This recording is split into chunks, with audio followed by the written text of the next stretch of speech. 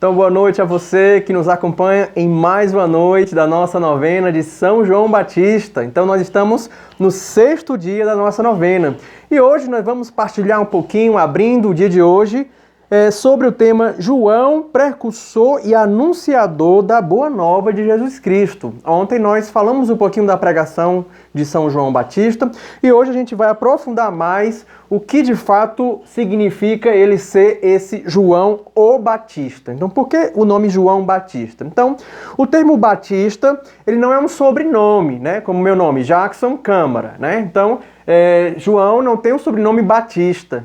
Então, Batista é um codinome, né? Ou um nome agregado, digamos assim, João o Batizador, aquele que promove o batismo, aquele que realiza o batismo, né? À toa que ele aqui nessa imagem está com essa concha aqui. Então, é como essa ideia do batizar, né?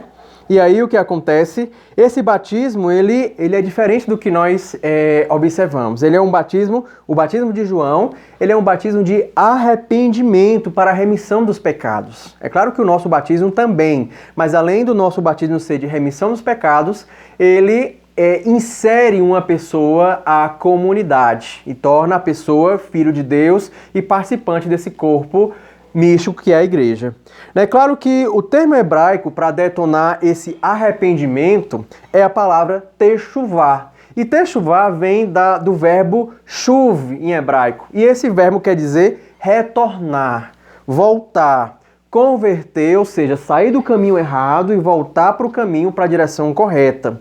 E aí acaba que sendo uma medida, uma mudança radical. Principalmente quando você está no caminho errado, você precisa, ter consciência de que está errado, se arrepender e aí voltar ao caminho e seguir com essa decisão firme, né?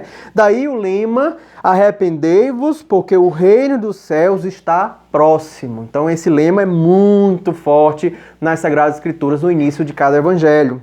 Mas o que é preciso fazer para essa conversão? O que consiste essa mudança radical?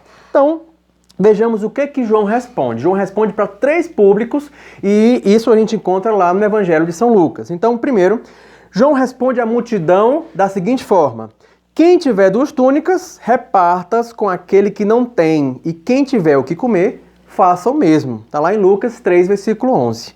Então, isso faz nos perguntar: nós temos partilhado o pouco que temos com os nossos irmãos que precisam? Como comunidade, o que e como temos compartilhado com os outros? É uma pergunta que a gente, queira ou que não, precisa meditar sobre ela. Quais seriam, então, os frutos dessa partilha? Então, nesse primeiro ponto, quando João responde para a multidão, a gente faz, ou melhor, a gente se depara com essas perguntas. O terceiro público, João, melhor dizendo, responde aos publicanos, quando os publicanos vão lá, João, o que nós precisamos fazer para se arrepender desses pecados? Aí João vai e responde: não deveis exigir além do que foi prescrito. Ou seja, então muitas vezes os publicanos exigiam mais do que aquilo que eles deveriam fazer. Então acabava colocando julgos muito pesados e deturpando ou se corrompendo para ganhar em benefício próprio. Coisa que a gente vê por aí, né, no dia a dia, lamentavelmente.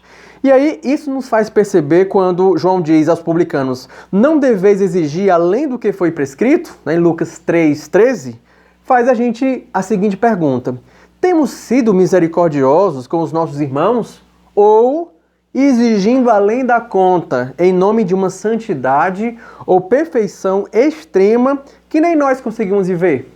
Então a gente exige mais do outro e muitas vezes a gente não olha para nós mesmos e não experimentamos a misericórdia de Deus.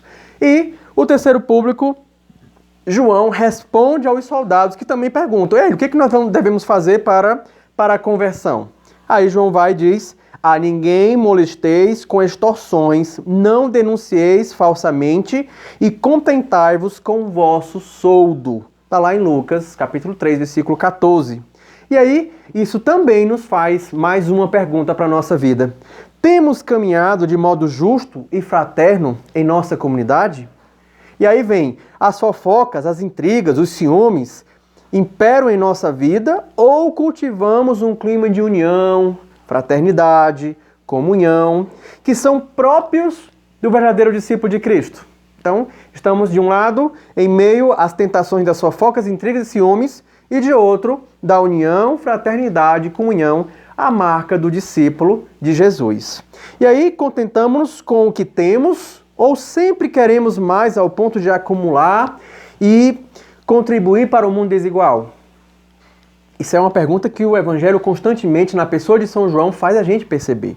Assim, a pregação de São João Batista, ela já prepara tudo aquilo que Jesus irá experimentar, apresentar, pregar e testemunhar, como de fato trabalhar com todos os discípulos, as multidões, e assim cada vez mais anunciar esse reino. Então, se o batismo com a água já provoca nos penitentes todas essas exigências, quanto mais o batismo no Espírito Santo, que virá de Jesus Cristo. Então, como cristãos, batizados e recebendo esse Espírito Santo, somos auxiliados por essa graça para testemunhar, converter, assumir essa mensagem de São João e assim ter em mente sempre a sede da palavra de Deus para proclamá-la e testemunhá-la com ousadia para transformar toda a sociedade que está em volta. Então, nesse 7º dia de novena, nesse 6º dia de novena, melhor dizendo, nós damos continuidade com o Santo Terço rezado pelas nossas famílias. Forte abraço e uma boa noite.